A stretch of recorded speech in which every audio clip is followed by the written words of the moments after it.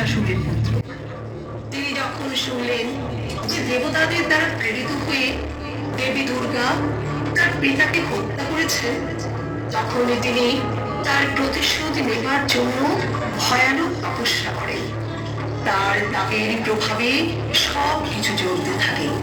ব্রহ্মা তখন প্রকটিত হয়ে তার প্রার্থনা অনুসারে গজাসুরকে বরদান করেন যে তিনি লোক কামের বশীভূত হওয়া কোন নারী বা পুরুষের দ্বারা মরবেন না, মহাবলী এবং সবার থেকে অজেয় হবেন।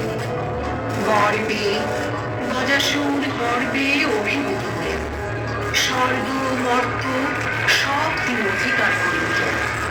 শেষকালে ভগবান শঙ্করের রাজধানী আনন্দবন কাশী থেকে সকলকে উত্তপ্ত করতে লাগলেন।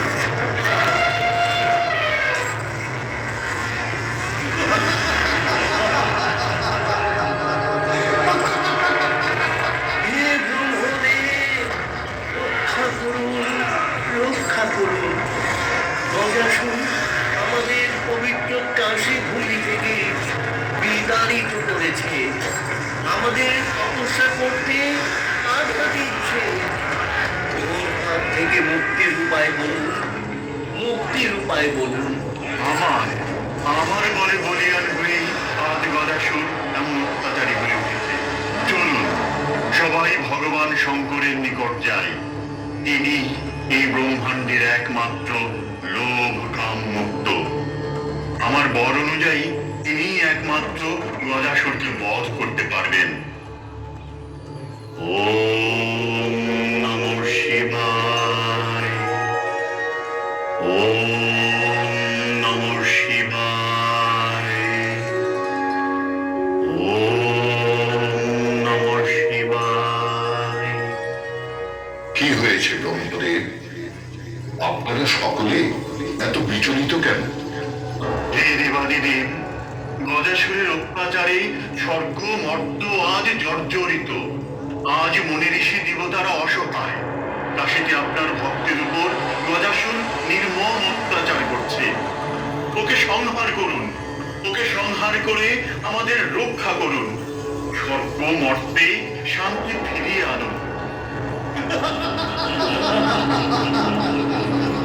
গজাসুর, এখনই তোমার অত্যাচার বন্ধ করো, না হয় আমার ত্রিশূল এখনই তোমাকে সমাপ্ত করে দেবে। যে অত্যাচার করে সে আমার ক্রোধে পতিত হয়। আমি তোমাকে আদেশ করছি, এখনই তুমি বিরত হও তোমার অত্যাচার, অনাচার, অধর্ম থেকে। মহাদেব, আপনি ফিরে যান।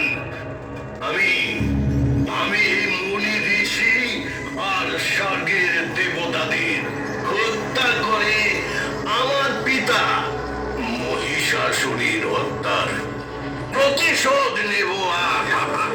আচারী গজাসুর, ও সে দেবতা, ও মানুষ বা অসুর, যে অধর্ম করে তাকে অবশ্যই শাস্তি পেতে হবে। আর যে সত্য মনে আমার আরাধনা করে আমি তার উপর প্রসন্ন হই, তার রক্ষার জন্যে আমি সর্বদা প্রস্তুত থাকি। তাই নাকি? আপনি আমাকে সাজা দেবার কোনো ক্ষমতাই রাখেন না মহাদেব, কোনো ক্ষমতাই রাখেন না। গজাসুর, আমার ত্রিশূলে আজ তোমার সমস্ত পাপের সমাপ্তি ঘটবে। মৃত্যুর জন্য প্রস্তুত হও গজাসুর, মৃত্যুর জন্য প্রস্তুত হও।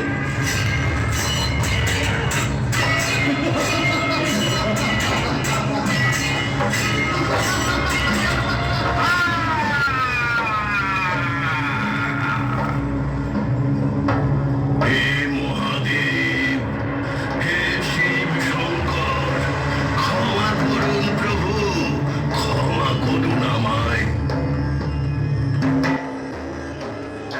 ওম নমঃ শিবায়, ওম নমঃ শিবায়, ওম নমঃ শিবায়।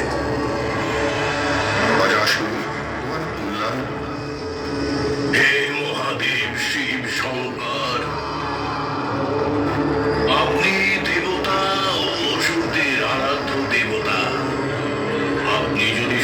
কষ্ট থাকে তাহলে আপনার ত্রিশূলাকৃতি পবিত্র হওয়া আমার এই জন্ম আপনি সর্বদা ধারণ করে আজ থেকে আপনি কৃত্রিমাশা নামে খ্যাত হবেন প্রভু।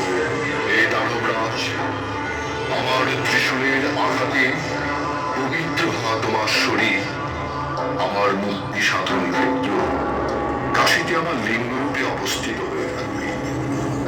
আর নাম হবে কৃত্রিমাশেশ্বর, যিনি সমস্ত প্রাণীদের মুক্তিদাতা, মহাপাতকদের বিনাশক, সমস্ত লিঙ্গের শিরোমণি এবং মোক্ষপ্রদ হবে।